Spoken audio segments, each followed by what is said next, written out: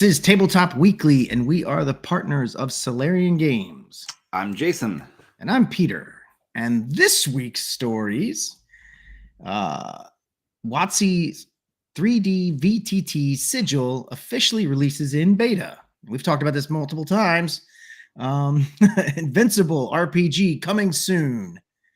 Look at these homemade dice coasters. Broken Tales, a dark twist on a classic fairy tales. And we're going to mention something about a Patreon. Yes, But so we'll first, be talking about that at the end. We do have a Patreon coming up, but we'll talk about the details at the end so we don't turn this into a big commercial. Right, that is correct. But before we get to the gaming news, we want to start with some very sad news that has been reported widely in the gaming community. So we're not breaking any news here. But our old partner and friend, Ernie Gygax, Ernest Gary Gygax Jr., has passed away. And after a lot of health struggles over the years, and he made some great saving throws, and really got some extra time. And unfortunately, very sadly, for all of us, someday our time does run out, and this is just a real sad news that that Ernie has passed. Yep. So yeah. What I just wanted to say that Ernie and I had been friends for 14 years. We go back a ways since we first started doing anything in the gaming world. So when I was doing Roll for Initiative, the first edition AD&D podcast, that kind of led me into the possibilities of making a game company. And at the time, I registered the trademark TSR because we could. And Ernie was one of the first people to get involved with the idea of doing this. And he was a big cheerleader for all of it at the beginning, and really kind of gave me the confidence and the inspiration I needed to go ahead and do that. And we started Gygax Magazine together with his brother Luke, and with Tim Kask, and with James Carpio. And we ran that for quite a while. And sorry, my phone was beeping, and that's not cool. We worked together on that for quite a while, and eventually Gygax Magazine ended, and we went on to do other things. I'll be honest, there were also rough times with all of this. Another person, who I'm not going to bother naming, came along and kind of hijacked the TSR name and tried to use it for other things. And that same person, I really think, kind of dragged Ernie down a dark path, kind of made promises to Ernie that he couldn't keep. And, and it really did cause a lot of strife, I'll say, in the industry. And I've seen, amongst all of the wonderful outpourings of love and grief for Ernie, I've seen people who didn't know him and were out in the periphery, who didn't even know what was going on, say some not so nice things because they just knew about what this con man had done, and they associated Ernie with all of it. And Ernie was just a plain spoken. He would just say what he thought. He didn't really have PR training and things, and he's from a different era, and had some thoughts that didn't align with everybody. And people can be who they are. That's perfectly fine. But unfortunately, sometimes it gets in the public eye where you have people that just want to twist things around and say whatever. And I'm not going to dive into all of that. I'm just going to say that throughout all of that time, Ernie was not the one making those things that were so horrible. He's gotten confused. People have gotten that confused in things. I think Tinkar's Tavern did a good piece explaining that these are different people. And I'll just leave it at that. I'll just say all of us have things that we get caught up in. And I hope that the people who are talking like that will kind of stop and maybe try to rediscover their humanity a little bit in all of this. But that's enough said about that. The important things are that Ernie did some really good things in his life. I mean, the number of people that loved him is immeasurable. We know the things he did back in the D&D days, like being one of the creative forces on the D&D cartoon. He was in charge of the Dungeon Hobby Shop, a thing that made so many gamers happy throughout the 70s and 80s. And the thing that he was really known for in the gaming community was just having the most welcoming table and the most welcoming home. Every convention that happened in Lake Geneva would end up with a lot of people over at his house playing games and just, having fun. And one of the things that he did that is not really known in the gaming community is he actually managed to save a lot of land around Lake Geneva that was set to be sold off to developers. And he was one of the people that worked very hard to make sure that remained public land and it became a park.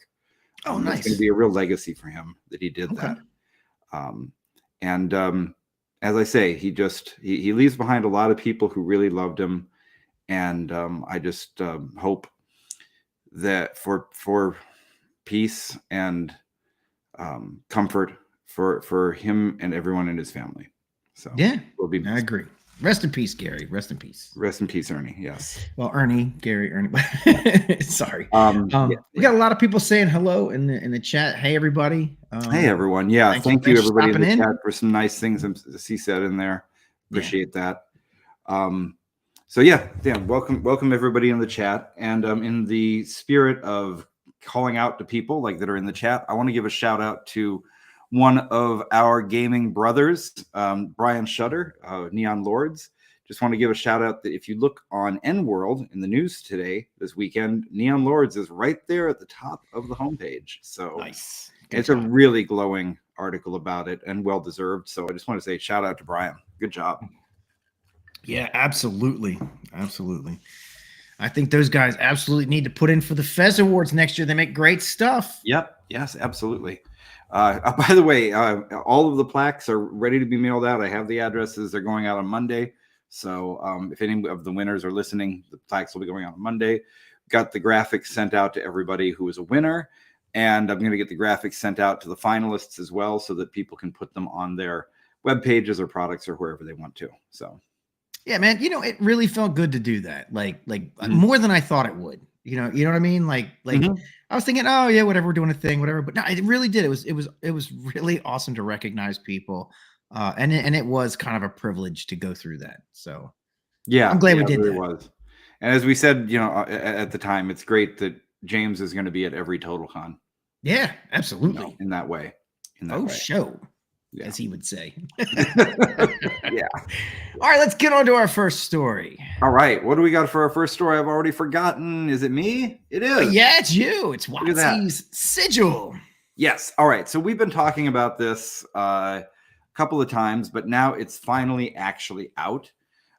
So if you're listening, what we're putting up on the screen right now is some screenshots from a YouTuber who got access to it right away, and I'll put the person's name in the notes. I'm sorry, I didn't write it down, but he did a good, just kind of a walkthrough. He had picked it up for the first time, so I got a chance to see somebody else going through it for the first time. So you might ask, why didn't I just go through it for the first time? Well, because one of the first boneheaded decisions that Wizards made is that it only works on Windows. Oh, no. You can't use it in the web browser. You cannot use it on a mobile phone. You cannot use it on a tablet. You cannot use it on a Mac. Come on, Wizards. You can only use it if you have a Windows PC. So, I'm out of that. and I'm a Windows guy, right? But I still see the flaw in that. It's a major flaw. I hope that this is just because it's in beta and they're just releasing the PC version in beta. So, could be. Because, but it also kind of tells me something about people developing it, that they think Windows is what? I don't know. The Windows Mac, the Windows Mac wars are decades in the past, so that's thankfully we don't have to talk about that. Well, hold on. Let's not forget Chromebooks. Android is not. That's right. It's not dead. I actually have a Chromebook and I really like it for what I use it for. It's my, it's when I want to do writing, like actual Chromebooks are great. I use my Chromebook. I love them. Yeah. There's no distractions. Like, it does the job I want it to do. And battery lasts forever. This is my Chromebook. Oh, Nice, old school. It's my Smith Corona Electra 220, which I have owned. No, I have not owned. I have had since I was a child. It was my grandparents' typewriter. I got it afterwards, and I keep it running like brand new, and it's the best distraction-free writing tool I've had. So, Jason, you know what I used in high school? I had one of those old black Royals. Mm-hmm. That, I mean, like pank, yep. Manual. I have one of those out in the workshop. I've got about 4 typewriters, only 2 of which I use regularly. And one of them's the Smith Corona Electric. That's awesome. All right, well, let's talk about this. So, okay. 3D virtual tabletop. All right. So first of all, here's the weird thing. It's going to be competing directly with Wizards' other virtual tabletop, which is called Maps. All right. So right now, Wizards has an existing VTT called Maps. I think it's been out for about a year. And Maps, I've never used it, but it seems basically like Roll20. There's a lot of VTTs that have a kind of standard approach, top-down, 2D. People seem to like Maps quite a lot. And one of the things that I've heard them say that they like about Maps is that it's not a video game-like interface. It's just a top-down replacement for a paper map. And it's a little complex, but it's okay. When we heard about Project Sigil quite a while ago, we heard different reports of what it was going to be. And the main thing it seemed that they were saying, and I think we even said this in a previous show, was that it was really just going to be sort of a sandbox, or I would almost call it a dollhouse. You just kind of set up your stuff, and now you've got your little scene. It's a diorama. You can set your miniatures on it, and that's basically it, right? And I thought that was kind of a cool idea. But what they've actually done is they've made a very full VTT. So if we go through some of the screenshots on this, let's take a look at a few of these. So the first thing we're looking at here, this is miniature creation. So it's kind of a Hero Forge copy. Yeah, I was gonna say, it looks like Hero Forge. It does. It's kind of like a lightweight Hero Forge. From the people who have used it, they've said it's not anywhere near as good as Hero Forge, but it's like that. You can go in, and if you've ever used a MMORPG or any kind of video game where you're creating your character, it's super familiar. You set up your character, you set up the different looks and body sizes and clothing and outfits and all that kind of stuff, and you make your character. The difference here is that you pose your character because you're actually making a mini. Mm-hmm. You're not making a video game character, you're making a mini. So that's the first thing. Let's keep going through what are some of these other screenshots here. So we're looking at all the stuff you can put on them. So this is all the stuff you can put on them if you're listening. We're just going through like hair, beards, hats, clothes. Yeah, all the stuff you would expect. I noticed it was a little buggy, like if you put a hat on him, his beard goes away and stuff like that, but whatever. And then you start creating your bunches of different minis and tokens and all the kind of things that you want on that. And now here on the next screenshot we're now seeing some of the stats coming up. And this is where it gets a lot like the D&D Beyond interface. And I mean, it is the D&D Beyond interface. I'm sure they're planning to put all of these in there. And Jonathan Reinhardt is asking here, will they produce a physical copy of the mini for you? No, not at this point. No. And also, this is the other big failure, I think. Although, when I say failure, I just mean feature that isn't there. Maybe they can do it later. Right. There's no way to import a mini either. You can't make something on Hero Forge and bring it in here. Oh, man, they need to do that. They need to do that. Or what if you're a digital sculptor yourself and you want to bring, exactly. I do 3D stuff. I'm not good enough to do sculpting people, organic stuff yet. Right. I'll get there. But yeah, if I did, I'd want to bring it in. Mm-hmm. So none of that, but you can see you can actually create not the full character sheet, but just the stuff you need for this. So let's keep going here, and you can set the minis on there. And at this point, you're basically getting here we're seeing an isometric top-down view, looking very much kind of, I don't know, late 2010s World of Warcraft kind of look. Maybe? Yeah, I was gonna say, it reminds me of like Diablo, but like they're actually minis and not figures. Yeah, and that is cool. They stuck with the idea that you have minis on a base.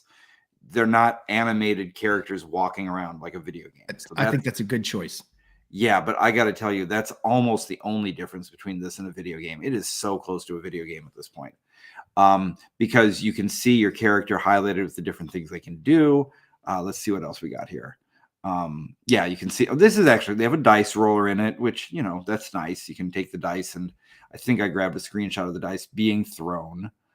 Yeah, Oh, there's one. Yeah, yeah, you can actually see some kind of cool looking dice, and they make the nice little sound. That's all good. You know, the downside is you can't cheat on your dice rolls on this, but go ahead. No fudging, right? Yeah. Yeah, upside, downside, who knows? But then here, the next screenshot I'm showing shows a spell effect happening. So they actually have animations for the spell effects and little sounds and things like that. And I think I might have grabbed one or two other shots of this sort of stuff. Oh, they have encounters that can occur. We'll just go through these and I'll talk about what we see here. Okay. Okay, so we see some of the encounters, and now we see, you know, like area of effect and all these kind of things. So what they've basically done, yeah, and it's nice. You can measure the minis as they move around on the table. You can do all that sort of stuff, and you can run the rules engine is built into it, so it can do all of those things. I don't know if I had any more stuff here. You can just see like somebody hitting with a great axe. Oh, this I actually thought was kind of cool. So I guess you right click, you pull up a little menu, and you can see all the different things you can do. So you see the full D&D, the excerpts from the rule book written out as you go to the rule, right? So that's not bad. So it's all pretty neat. So if you want to play D&D online with your friends and you want to give it more visual appeal online, this is going to be really good for that. Yeah, we got a couple more. Want to sit around a table playing D&D in person with your friends, and you want to all bury your faces in your laptops, so you don't do that. Look at each other or ever converse. Don't do that. Come on. This is good for that too. Look, I'm not. You know me. I'm not a judgmental person. I'm a live and let live kind of person. If you do that, I'm going to judge you. I'm sorry. Well, if you're sitting in person, play a goddamn game. Look at each other. Have fun. When they were showing the initial development announcements for this, I remember seeing all the D&D employees, or the people that were working on this, sitting around a table, and they all had their laptops in front of them. It looked like a corporate meeting. I don't hate people using laptops at the game. I actually don't hate that. I hate the you know, if you have to stare at your laptop. No, put the figures on a goddamn table or something. I don't know. I like gaming because it's social. It's like the thing I love the most about it is it's a social thing you do with your friends. And if you're going to be in person, be in person. I like the idea of maybe sitting around with some Kindles, right? Like if having all your stuff in a digital form can be really helpful, because you can look it up quickly, you can grab the rules, you can search. But if you're using something like a Kindle, it's not distracting, you know, because there's a certain physiological, psychological effect that happens when you have a screen glowing at you that's different from when you're looking at something like e-paper. It doesn't command your attention, and most importantly, it doesn't flicker in the corner of your eye. Yeah, you know, I wonder if there's something to, you know, the way the eyeballs work, because it's you know, reflected light versus projected light, and even with e-paper, I still think that's kind of there's some reflected light to that. Like paper's reflected. E-paper is completely reflective, even if it has a backlight, whereas a laptop is completely whatever the other word is. Yeah, projected. Yeah, projected. Whatever. I'm bad with this word. Sorry, but I had a big argument with a boss of mine one time talking about colors. She wanted something red, and I was like, "What do you mean red? There's like 1,000 versions of red. Like which red? What red do you want?" And she held up a piece of paper. I was doing it on the screen. She held a piece of paper. She says, "I want this red." I'm like, "You know, I'm looking at a computer screen, right?" And she's like, she did this on the Zoom call? No. We were in the office together. Okay. And she held up a piece of paper in front of me, and she said, "I want it this red." And I was like, "Okay, well, I can get it close, but it's not going to be exact." And she's just like, "Well, why can't you get it exact? It's just red." I was like, that's the point where you say, "I can get it exact. It'll be just red," and you hide the paper from her so she can never compare it. Right. I was like, but yeah. And I got you're right. I made the mistake of getting in the argument with her because I was just like, well, first off, we're inside of a room with fluorescent lights. Okay. If you were outside, that red would be different. projected red is different than reflected red. And she just, she was just like, well, I don't like that answer. I want it to be simple. Make it red. And I was like, I'll make it red. Yeah, exactly. I'll make it red. Yeah, I'll make it red. Yeah, I don't know actually anything about studies that actually show why a glowing screen is more distracting than a e-paper. So I'm not going to die on that hill. But what I will say that I do know about, because UX is my day job, and so I've studied things like this, is that when you see some movement out of the corner of your eye, it's more distracting than movement directly in front of you. Yeah. Because we've evolved that way. Evolution of millions of years has taught us to be ready when the tiger jumps out of the bushes on the side. So we're always, it catches us by surprise. Yeah. And it's what a lot of apps and stuff rely on to kind of keep you glued to your phone, by having these little distracting animations happen. I think isn't that also why they have YouTube videos? They tell you to change the view like every few seconds. Could be. I don't know. I haven't heard that, but that makes sense. Yeah. All right. So whatever's, yeah, exactly. Jonathan Reinhardt points out that movement signals danger, and it's right. Yeah, and our bodies are like wired for this. So we've got these bodies that are evolutionarily created to be living on the savannah still, So we've got stress and worry when danger happens. So all these things around the sides create that. And then we need to get certain types of dopamine hits that need, so all of the apps and everything that are out there, they're built to exploit that. And I'm not saying this app is built for you to just have fun and do it. But if you have everybody sitting around a table together with their laptops, there is no way somebody doesn't have another window open that just occasionally pops up a little message, or, oh my gosh, there's a picture on Instagram, or whatever it is. Dude, we throw shit at people at our table when they're like looking at their phones or whatever. It's like, we take that phone and shove it right up your butt. We're playing a game right now. Yeah. And you know what? I've been guilty of that too. I've been the person who pulled out his phone during the table when I didn't realize it. So I'm not judging anybody. I'm just saying it happens. And so I don't like the idea of that. But here's the other thing, before I go back to saying nice things about this Sigil VTT. Actually, I'll say the nice thing first. I think it's beautiful. I think it's good that they didn't try to achieve like a PS5 level of graphic perfection. They're not making something that you need to have the best graphics card on your PC for. Right. That's a plus. There's no need for this to look photorealistic. And they worked really hard at making something that I think is truly innovative. This is definitely a new kind of hybrid video game / tabletop experience. Yeah. It's cool. They did that. Yeah, sure. I hope it fails because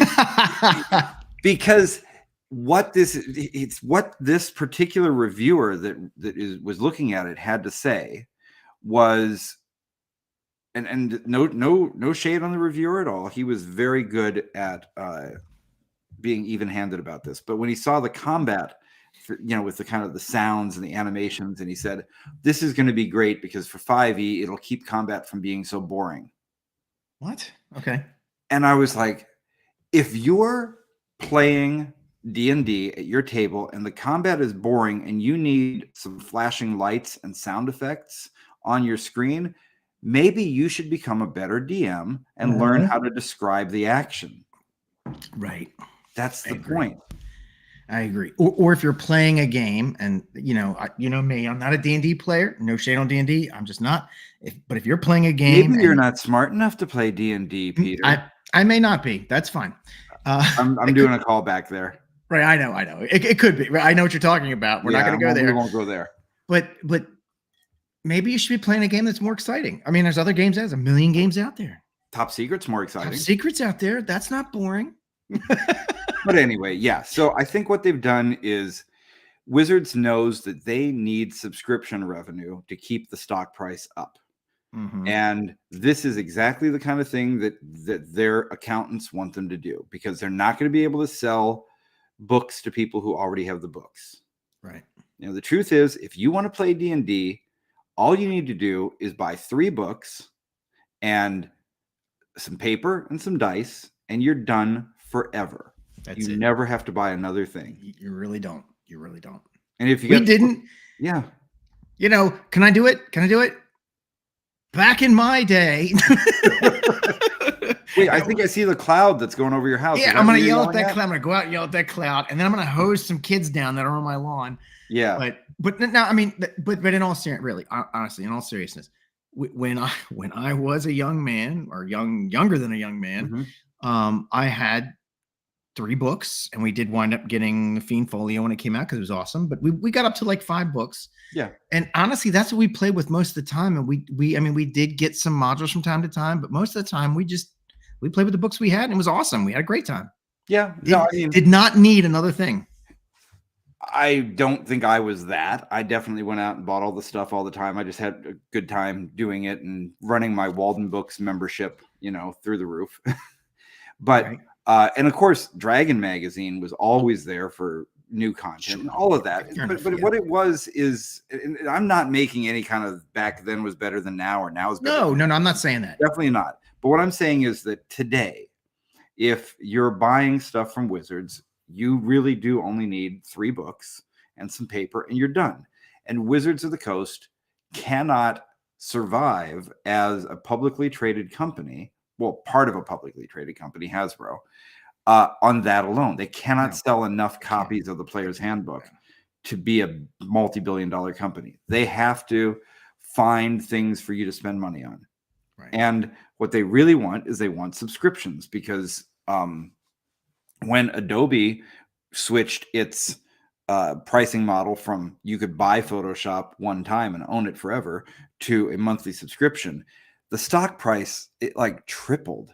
Yeah. It was just insane. It was a hockey stick. Every company sees this kind of thing happening, and they want a hockey stick too. Right. Jonathan just said that. He says to keep revenue stream going, they need to do the Adobe Creative Cloud route and switch things to a subscription service. Yeah. So if Wizards wants to do, they need to have digital tools that they charge you $10 a month or whatever they charge you for, and they need people to sign up for free trials and forget about it and keep paying until they notice the bill on their card. Yeah. That's what they need to do. And this is how they're going to do it. Yeah. And the only thing that it really bums me out about, because do whatever you want, Wizards, D&D, do whatever you like. What kind of bums me out is that it places a certain expectation on other indie games to have a similar experience. There are no indie game companies that I know of that can afford to hire a multi-million-dollar development studio and make their own VTTs. Hell no. I much like you, I work in a tech-oriented. I mean, I work for the Army, which is not like a tech industry, but the particular group that I work for, whatever, we are.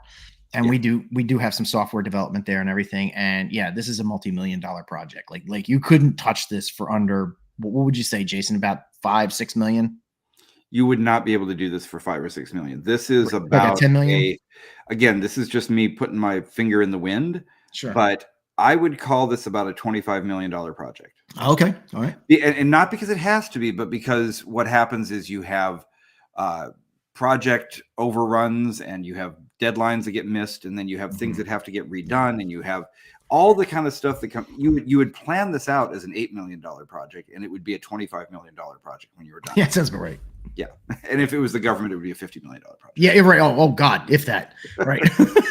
All right, hey, let's go through a couple more of these. So anyway, that's this. I think we've said enough about it. I do want to flash through these real quick. Yeah, we'll go back for just a second to the one right before. So we're showing one here.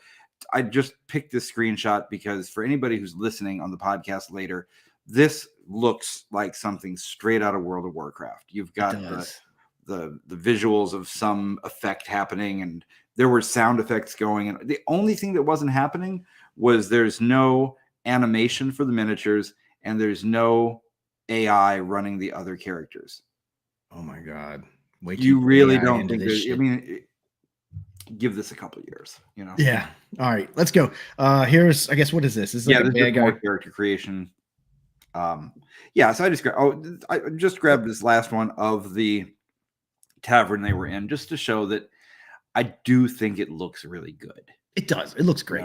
It's so tempting, and the trouble is, all right, I'll say one last thing. I promise I'll just quit harping on this, but the one last thing here is looks so good. It's so tempting. Now, in my corporate world, I run a lot of workshops and meetings, right?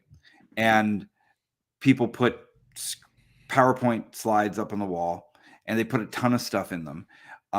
In my meetings, I try to put very little stuff up there. In fact, there's a lot of blank screens in my PowerPoints because I want people to look at each other and talk to each other during these workshops. Because if you put something on the screen, everybody will stare at it. That will become their focus. They're going to get worried about where's my mini, what's it moving to. It's basically, this is a great way to keep D&D as a very tactical, focused, movement-oriented game, and to take away the role-playing side of it, because you're going to be so focused on staring at the screen. Right. That's my opinion. Andy Rooney out. Okay. All right. And there's a couple more of the tavern, blah, blah, blah. All right. Oh, that's the next story. All right. Hey, let's go to the next story. Let's do the next story. That was a lot of talking about D&D. Yeah. All right. So we got something new. And this one, I picked this one personally because I know, Jason, you don't watch a lot of animation. I recognize the guy from the newspaper, the one that wants to get pictures of Spider-Man. That's what he looks like. That is what he looks like. And actually, there's been a lot of I think that was on purpose. Okay. You better say what it is we're looking at, because nobody's going to know what I just said if they're listening. Right. So if you're listening, it's Invincible, the RPG. So if you're from Free League, what's that? From Free League. That's correct. Free League Publishing, which is, they make a lot of great stuff. But Invincible was made by Robert Kirkman, the same guy who made Walking Dead. But this is Invincible was, back before Walking Dead. It was this comic book line. Really cool. It's a completely independent. Has nothing to do with DC or Marvel. It's an independent universe all by itself. And so there are a lot of graphic novel first, is what you're saying. Yeah. It was a graphic novel first. It was several graphic novels. I have 5 of them currently. And all right, clue me in here, because I don't know about things. Okay. Was this playing it straight, being like just another superheroes thing? Was it like a boys kind of thing where it goes against it? Was it something punk rock and indie? What was the take on superheroes that this comic book did? Okay, so this comic book it's like an adult comic book. And I don't mean in the terms of like, not sexy times adult. Not sexy time. There is some sexy time in it, only because that's what adults do, but it doesn't focus on that at all. Like it's there, but that's rarely ever the focus. Yeah. People get killed in it. It's a no holds barred. Like, you have people as strong as Superman, and whenever one of those guys that strong, the guy with the mustache, actually the main character, Invincible, and then the other guy that looks like Jenna Jameson, they're both like Superman level strength. And when they hit people, if they hit like a normal person, the person just blows apart. And it's like, okay. So what you're saying to me then is that this is taking the superhero genre, playing it straight, but adding more realism. Correct. Got it. Okay. So they've made a game out of it. Well, they're making a game. It's not made yet. Making a game out of it. They have announced it. It's coming. And it's with they're working with all the right people. So Skybound Entertainment, who publishes the comics. I don't know if Robert Kirkman's involved. They didn't mention that, but he doesn't really need to be. Which of the people in this drawing is Mr. Invincible? That's the guy with the black, blue, and yellow right in the middle there. Okay, the guy that kind of looks like the Tick. Yeah, kind of. Yep. Okay. Correct. If you look at his suit, it looks like he has an eye, like a lowercase I. Does he? Did you notice that? No, I don't. So if you look at his chest, the yellow goes down, and then there's like kind of like a dot around his neck. That's supposed to be kind of like a lowercase I. That's stylized. I'll take your word for it. And then below him is the guy in the blue and red. That's Omni-Man. That's actually his father. The Cyclops guy. And then the Cyclops guy. Omni-Man is the Spider-Man newspaper dude. Yes, and that's Invincible. How much I know about comics that all I can think to call him is Spider-Man newspaper dude. That's what he looks like. Get me pictures of Spider-Man. And I think that was intentional. As a matter of fact, he looks awesome. We'll check this out. The guy who does the voice for him on the animation, on the animated show, is the guy who did J. Jonah Jameson. It's oh man, I love this guy, and I can't think of his name off the top of my head. But anyway, it's that guy from the second, not the most recent version of Spider-Man, but the one before that, the Maguire. I have no idea, man. Anyway, doesn't matter. I don't know all my spiders, man. Yeah. And then I mean, they have some really cool like names for characters. Like there's the girl next to him in the pink, she's Adam Eve. Nice. Because she can control atoms. That's good. The guy down the very bottom who looks the one that's kind of a Hugh Jackman looking dude. Yeah, that's the immortal. He's been alive for like hundreds of years. So technically, we don't know if he's immortal yet. Right. Well, he keeps coming back to life. So maybe his name is immortal so far. Yeah.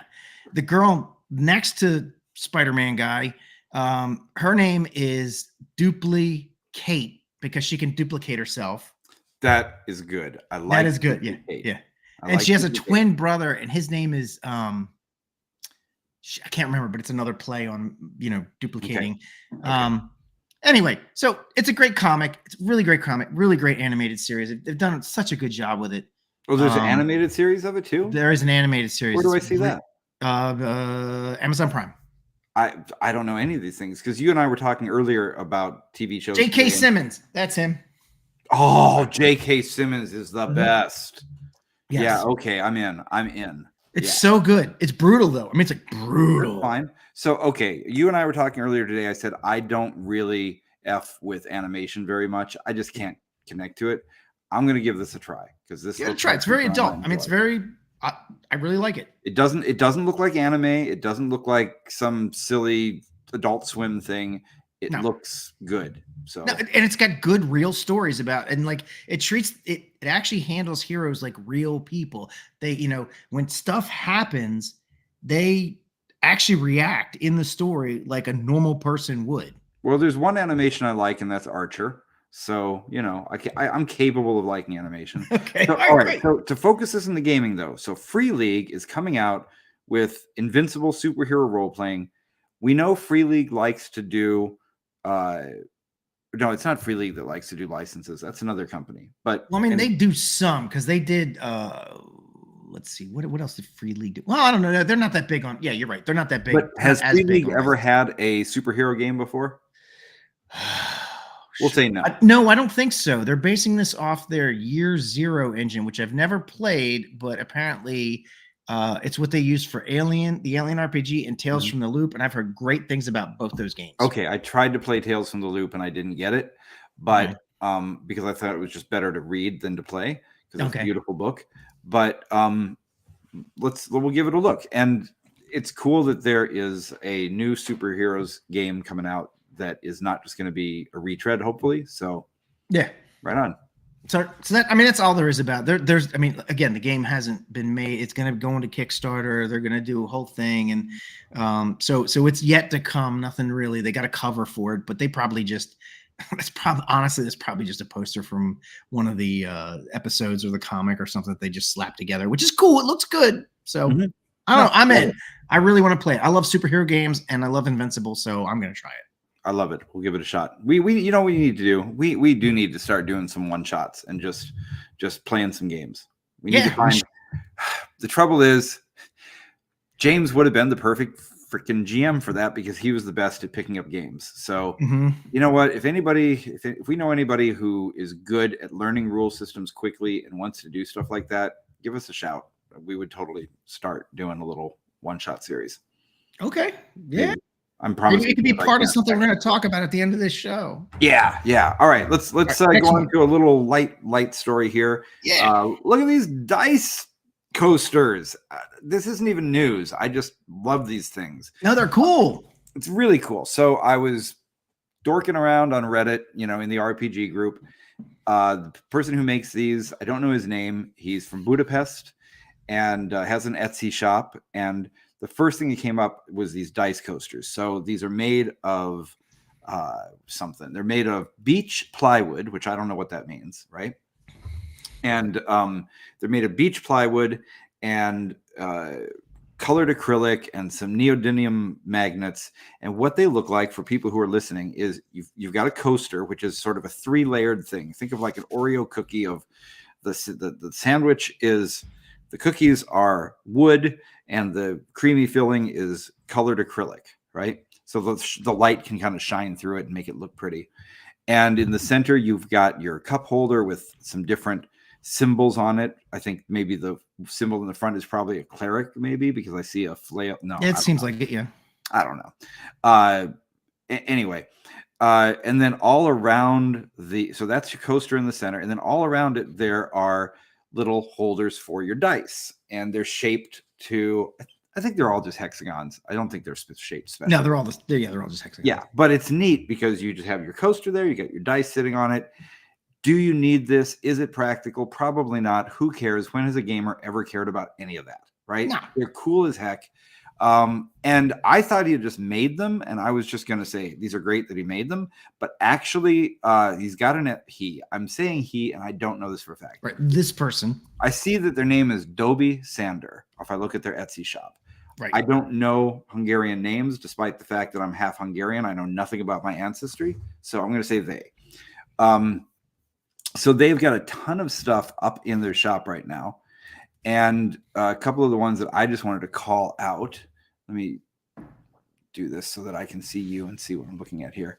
I don't know if you grabbed the other photo that I sent you. I did not. Don't worry about it. I'll just describe some of them because if you're watching the video feed right now, you can see that this is something that was done.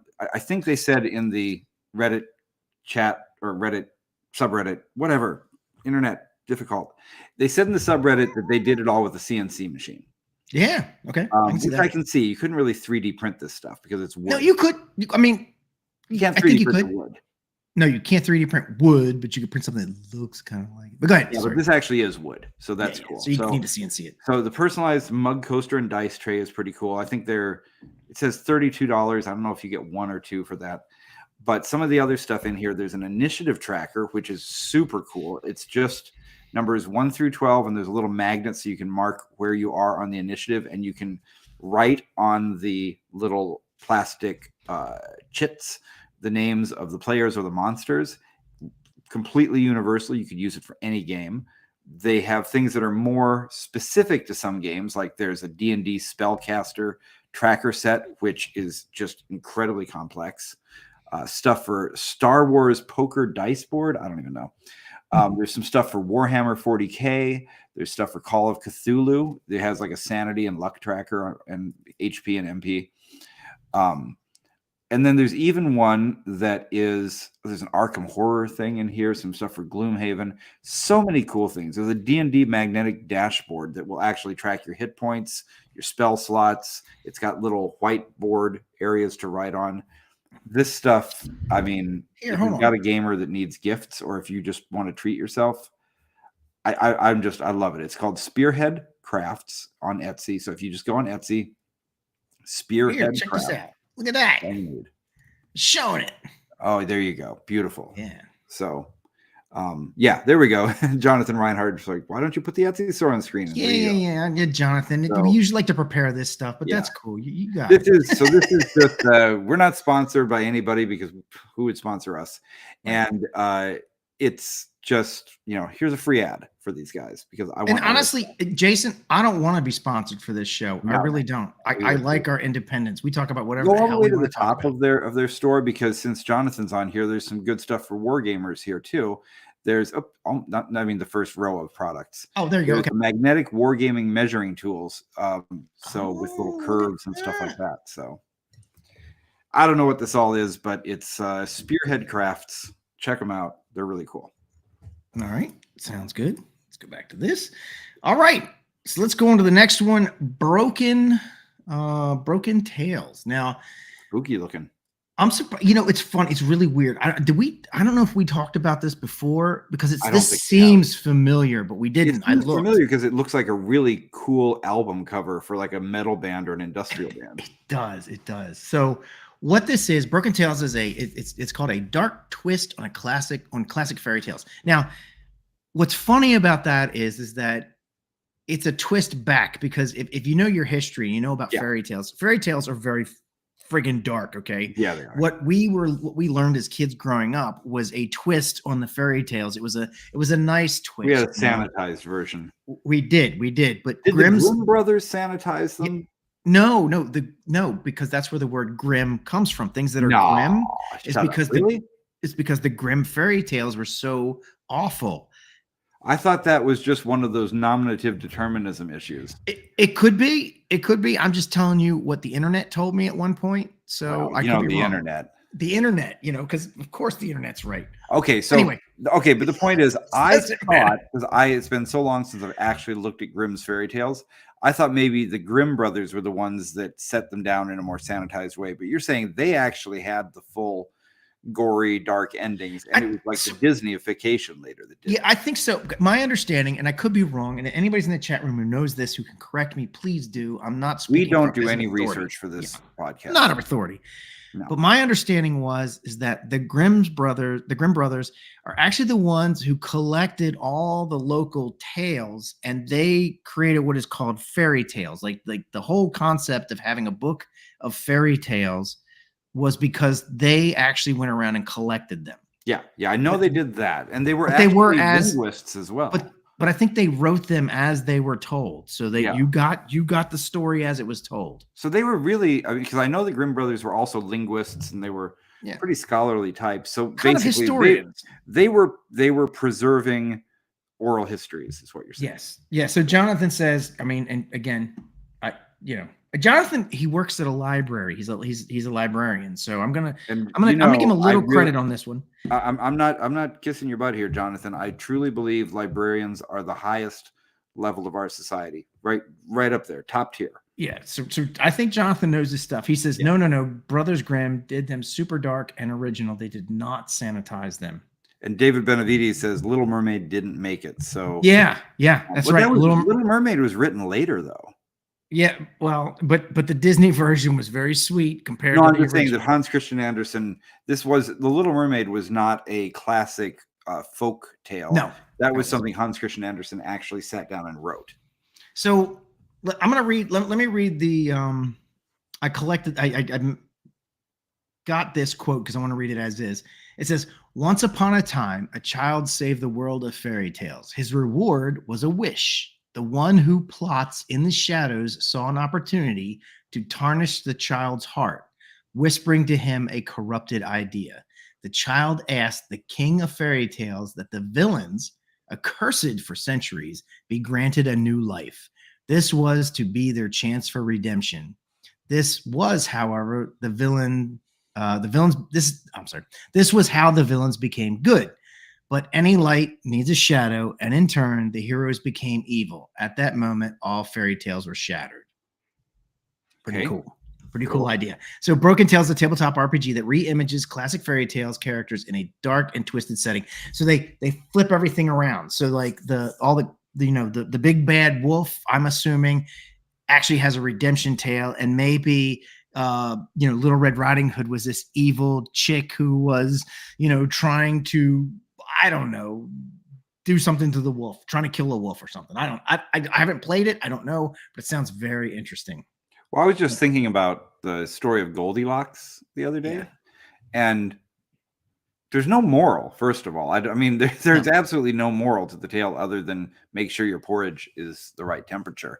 But, and it's also a little weird from a scientific point of view how entropy didn't do anything to the porridge. But that aside, I thought, what exactly, who's supposed to be the hero in this? And I did a little digging into it, and the original version of Goldilocks and the Three Bears, Goldilocks was not a cute young girl. She was a sort of a crone, a hag. They like to talk. That makes about sense. That sort of thing.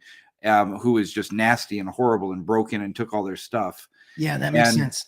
The moral of the story was really not supposed to be about anything other than this little girl was a horrible person who stole all the bears' stuff and vandalized their house.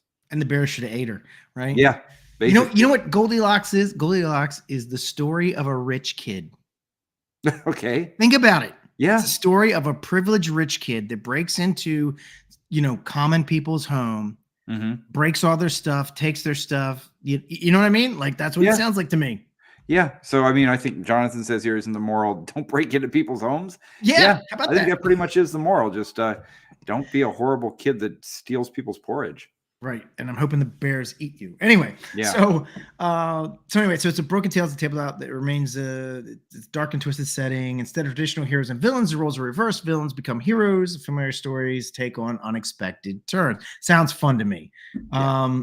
Has eerie gothic aesthetics. It's inspired by European folklore, and there is a whole thing in it about broken Europe. So apparently, this actually haven't played it, not 100% sure, but I think it puts you in Europe and it kind of breaks Europe at the same time. Okay. But it's really cool. It's a very character storytelling driven, and And I'm just sounds gonna, good. as a designer myself, I want to call out the incredibly good typography they did for their Oh, it's so good. logo, because I'm assuming they probably began with some sort of a pre-made font, unless the person who designed this is a artist that just did it all from scratch. Could be. But the way that all of the letters combine and interact with each other, and it's clearly somebody sat down and did some work on this.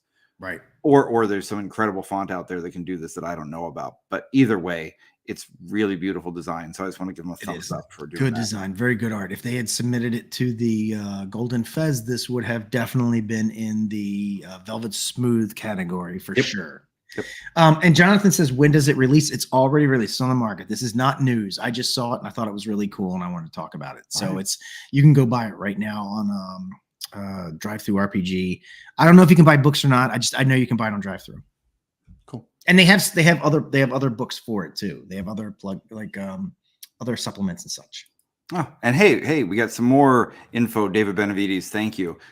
The Brothers Grimm published in 1812. Hans Christian Andersen wrote or published the Little Mermaid in 1837. So nice. Similar eras. So those are all our news from other people, and now we got some news from us. That's correct. All right. So you've been working hard on this. I've been making things for it. We're doing it together. We're doing it together. This is definitely a shared effort. So we were at. I'm trying to slack off and make you do the work. Yeah, that's fine. I volunteer. Kidding. I like it. We're equally doing the work. I know, but when I heard about it, I was all in. So we were at Page 2 and Philadelphia Area Gaming Expo. Right. And we were sitting in on a seminar, and I had thought about doing a Patreon, like I'm going to say 2 years ago, but we're so slammed, it was me, Jason, and James, and now it's just me and Jason.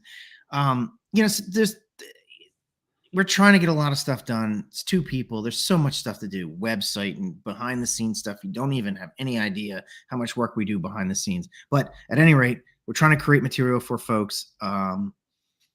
And so I thought Patreon was just a step too far. I was like, oh man, now we have to create we don't need more, right? Yeah, right. More stuff to distract us.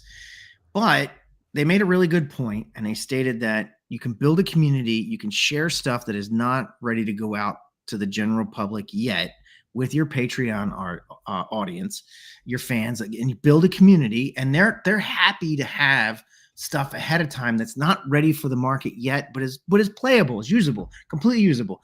And I was like, yeah, you know what? I do that. Like I back a few Patreons that I do it just for the stuff that they have available. Like literally download one map. That's what they have. And I use it and I make adventures off of it. So and they said that it's really good to share it with the community, and you get community feedback and your product is better and everybody's happier. So we decided to just pull the plug and do it. And so long story short on this one, we're basically creating the Patreon not so much as a place to get extra goodies, although there's stuff in there, but more as a place to kind of just join us in the inner circle. Yeah. Right? So we know that if we tried to create a bunch of extra stuff, we just don't have the bandwidth to do it, and we would just fail at that. Right. So what we're going to do is we're going to say, come on in and see some of the stuff we're working on, get a chance to try some of it out. Do you want to talk about what the tiers are going to be? Should we say that already? Too soon? So if we do, this is not set in stone yet because we're still building it. Okay. Right. So anything we say here it's still early. This is not a contract. Digging into it this weekend. So currently we have 2 tiers. We have prices on them at the moment, but they may not stay that way. So I'm not even going to list the prices. I'm just going to say there's 2 tiers currently. We have the oh crap, now I can't remember. It's We Explorer. have the Seeker, and Seeker, we yes. have the Navigator. Yeah, because we love the whole Solarian thing. We're trying to like really lean into all that stuff. So we're like imagining people traveling out into space, and you have your Seekers and you have your Navigators, and it's just different levels. We're gonna try and keep it sci-fi like that. But the 2 levels are going to basically be like the first level is a lower level, and it's going to be for kind of weekly stuff that's smaller, like maybe some NPCs or some maps or something, just stuff here and there that we're throwing out that we think like, yeah, this is kind of cool. I was working on this. It's going to go into a product at some point, but I'll share it with you guys. You can download it, play with it, see what you think, give me feedback. I'll change it if it sucks, that kind of thing. And then the higher level will be sort of like a monthly thing. You still get all the stuff from the weekly, but then the monthly thing will be like more robust because we have so many things that are very robust. There's just that 80-20 rule. We got the 20% left to finish it up, but that's like 80% of the work. So we have to get artwork and layout and all that kind of stuff and to get it out to folks. But with this, we don't have to do all that. You can just download it because it's beta. It's something you're going to try. It works. It's completely fine. Like Scott Congable sent us this whole manuscript for the Tradecraft manual, which we will be releasing soon. But until we get around to being finished with it, with all the art, that doesn't mean people can't see some of it ahead of time, right? See it. And so any of the stuff that we're working on, like in Top Secret, I'm working on the world building side of things because we really need a good setting, and it's going to be a while before that book is ready to go out. So we're just going to go ahead and start writing in our little Patreon blog about what it is we're doing. And also it gives people who join the Patreon a chance to give their feedback, give their ideas. I'm not saying we're going to use people's ideas or listen to their feedback because we might just be bullheaded about it, but we might listen, We might listen. Yeah. It's not to say that we don't do it already, because plenty of people, join us on social media and everything. We just wanted to have a place that we're a little bit more accountable to. And let's be honest. I'm going to talk about the financial situation of Solarian. As an indie company, we don't make much money, if any, right? It costs us money to run this thing. We don't make a profit on it. So we pay you guys we paid it for you guys to enjoy our stuff currently. Yeah, we might have a good weekend at a convention, but that basically just pays a couple bills. We have a warehouse in New Jersey where we keep everything. That costs us a lot, right? We have just all of the kind of things you need to have to keep a company running, all of the web hosting and the tools that we use and that sort of thing. Shopify, like our online store costs money every month. And being able to put out new products means we have to have money up front to pay artists, to pay editors or writers or whoever happens to be working on it. A lot of these things come in. And frankly, if we could pull in a couple $100 extra every month, that would take a big weight off our shoulders on things. Yeah. Because it's a good thing that both Peter and I have good jobs, because put it that way. This company would be gone if we didn't. We're spending money on this thing. So we very, very transparently do want to get a few extra dollars into us. And I think it'll probably motivate us too. Yeah, I think so. To this kind of thing, and that's another thing, like that's why we decided to do this show. That's why this show exists. Mm-hmm. This is a motivational thing. This makes Jason and I show up every week to interact with you all, and we can't slack off. We have to do. And I don't know if you guys have noticed, we haven't missed a week at all. We went to a convention. We try not to miss a week, I'm saying we went to TotalCon, and even though we had to do the show a day later because I was in a hotel room that had crappy internet, we did it the day later. So we have not missed a week. And I like that accountability. Yeah. Like that makes me get stuff done. Mm-hmm. So this is just more accountability for us. And I will say, as we're continuing to do this stuff, other people have raised their hands to help out with things. Oh yeah. And we really appreciate that. Scott is really carrying the top secret torch. Scott's doing a lot of stuff. Brian Kowalczyk, who's in the chat right now, has already been doing some cool 3D stuff, and he's made some incredibly neat merch of his own that he's been sharing in the top secret group that people love. So, Brian's said that he would help us out with more things with Solarian. So we're looking forward to that too. There's a lot of people that help out. So basically, it just kind of keeps us motivated, lets us do some stuff. So we hope this Patreon will be a way to continue that. Yeah. So if you guys see this and you see the Patreon come up and you want to join, great. We'd love to have you. Absolutely no requirement. You're not going to miss anything by not joining it, other than just being part of the crew. You're going to miss everything. You're going to totally miss out. Your FOMO will be hitting you hard. FOMO, yes, FOMO will be hitting you hard. But we're gonna make little in jokes about stuff that happened in the Patreon, and if you're not there, you won't get it. There is that. There is that. We're even talking about doing like an after show, like after this show, going on to Patreon. We haven't figured that out yet, so don't hold me to it. Don't hold me to it. As we thought it'd be a neat idea, which is to basically say for certain Patreon members, I don't know which tier, that because we always hang out after the show's over anyway. Me and Peter just hang out and talk crap. So we're like, why don't we just let some Patreons join us and we can just sit around and talk about ideas, talk about gaming, talk about the movies we like. Doesn't really matter. We're just going to call it the Solarian Lounge. Yeah. And it'll just be a place to hang out afterwards for maybe an extra 30 or 40 minutes. Yeah. You can come on and say, what the hell were you guys thinking? And we'll tell you. Or you could say, hey, I saw a really good movie. Do you guys think about using this in your game? Or even just, hey, I saw a good movie. Do you guys like this kind of movie? Sure. I'll talk to you. Whatever. Doesn't matter. No agenda. Yeah. Yep. We're just friends hanging out. Yep. Oh, and Brian, you sent me those files. I have not had a chance to print them out, but I'm going to this week. Jason sent me something 3D that I got to print out. So I'm going to set up a whole 3D printing setup this week, and I'll get it printed out, and I will show I'll show pictures of what comes out. Yep. And you know what? So to wrap everything up, next weekend is Game Face.